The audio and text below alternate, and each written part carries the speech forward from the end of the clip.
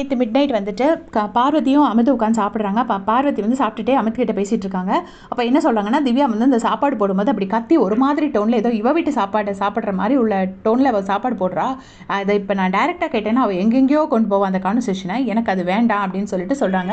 அந்த டைமில் சுபிக்ஷா சொல்கிறாங்க, எனக்கு அவங்க சொன்ன டோன் பிடிக்கல, நான் டேரெக்டாகவே கன்ஃபர்ம் பண்ணிட்டேன் அப்படின்னு சொல்கிறாங்க. அந்த இடத்துலையே வச்சு கேட்டிருக்காங்க போல இருக்கு சுபிக்ஷா, இல்லை நீங்கள் பண்ணது தப்பு திவ்யான்னு. ஸோ அதை வந்து சுபிக்ஷா சொல்கிறாங்க, அதை எனக்கு தப்புன்னு தோணாலும் அங்கே வச்சே கேட்டுட்டேன் அப்படின்னு சொல்லிட்டு. உடனே பார்வதி சொல்கிறாங்க, அவளை எங்கே போடணும்னு எனக்கு தெரியும், எங்கே வச்சு குத்தணும்னு எனக்கு தெரியும், நாளைக்கு ஒஸ்ட் பர்ஃபார்மர் வரும்ல அப்போ நல்லா இழுத்துட்டு வருவேன், எல்லாத்தையும் பிடிச்சி இழுப்பேன், அந்த ஜெயில் முன்னாடி வச்சுட்டு கேவலமாக பண்ணேன்னு சொன்னது, அப்புறம் ஒரே ஸ்டெப்பை திருப்பி போட்டேன்னு சொல்லுவேன், அது சொன்னால் பயங்கரமாக கோவம் வரும்ல அப்படின்னு சொல்லிட்டு சிரிக்கிறாங்க. அதுக்கு அவள் எப்படி வருவான்னு மட்டும் பாருங்களேன், ஹெல்த்தி கான்வர்சேஷன் வைக்க மாட்டா, ஞான்னு வச்சுட்டு வருவான்னு சொல்லிட்டு ஃபேஸ் அப்படி வச்சு காட்டுறாங்க. அப்போ வந்து எல்லாத்தையும் பிடிச்சி இழுத்து விட்டு அவளை கோவப்படுத்துவேன் அப்படின்னு சொல்லிட்டு சொல்கிறாங்க. ஸோ இதுக்கு பேர் தான் ட்ரிகரிங். நிறைய பேர் ட்ரிகர் கேம் சொல்கிறாங்க, இதுக்கு பேர் தான் ட்ரிகர் கேம். அது அமித்தும் கேட்டுட்டு பேசாமல் உட்காந்துருக்காரு. ஏற்கனவே அவர் சொல்லியிருப்பார், இந்த திவ்யாவோட ரிஃப்ளெக்ஸில் அவங்க போடுற சவுண்டுனால அவரோட கேரக்டர் யாராச்சும் தப்பாக நினச்சிப்பாங்க அப்படின்னு சொல்லிட்டு. அப்படிலாம் யாருமே அமித்தை தப்பாகவே நினைக்கவே இல்லை. அமித்தை போய் யார் அப்படின்னு, ஆனால் அவர் அப்படி சொல்லியிருப்பார், இந்த மாதிரி திவ்யா அப்படி சத்தம் போடுறதுனால என்னோட கேரக்டர் யாராவது தப்பாக நினச்சிப்பாங்க, நான் பக்கத்தில் என்னன்னா அவங்க இப்படி கத்துனாங்கண்ணா அப்படின்னு சொல்லிட்டு அமித் சொல்லியிருப்பார்.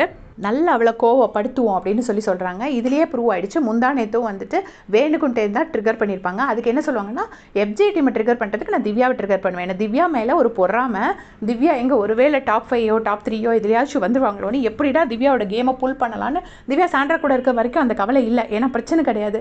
அது சாண்ட்ரா கூட இருக்கும்போது அவங்க கேம் வெளியவே தெரியல. இப்போ தனியாக வந்ததுக்கப்புறம் அவங்க தனியாக நிறைய எது சின்னதாக பண்ணுறாங்க. ஸோ கேம் வெளியே தெரிஞ்சிருமோன்னு பார்வதிக்கு ஒரு இன்செக்யூர்டு ஃபீலிங். அதுக்கு வந்து அவளை ட்ரிகர் பண்ணி விளையாட போகிறேன்னு சொல்கிறாங்க. அது அமித்தும் கேட்டுட்ருக்காரு. அமித்துக்கு வந்து திவ்யாவை பிடிக்காமல் இருக்கலாம், இதுக்கு பார்வை பிடிக்கலாம், இல்லை திவ்யா தப்புன்னு தோணலாம், பார்வை ரைட்டுன்னு தோணலாம், எல்லாமே ஓகே, அது அவரோட அது அவரோட விருப்பம். ஆனால் அவர் என்ன சொல்லலாம், இப்போ ட்ரிகரிங் கேம் மாதிரி ஒரு அக்லி கேம் நம்ம விளையாட வேண்டாம், உங்களுக்கு எதுனா டைரெக்டாக கூப்பிட்டு திட்டிருங்க அப்படின்னு அவர் சொல்லியிருந்துக்கலாம். அவரும் அதை கேட்டுட்டு பேசாமல் இருக்காரு.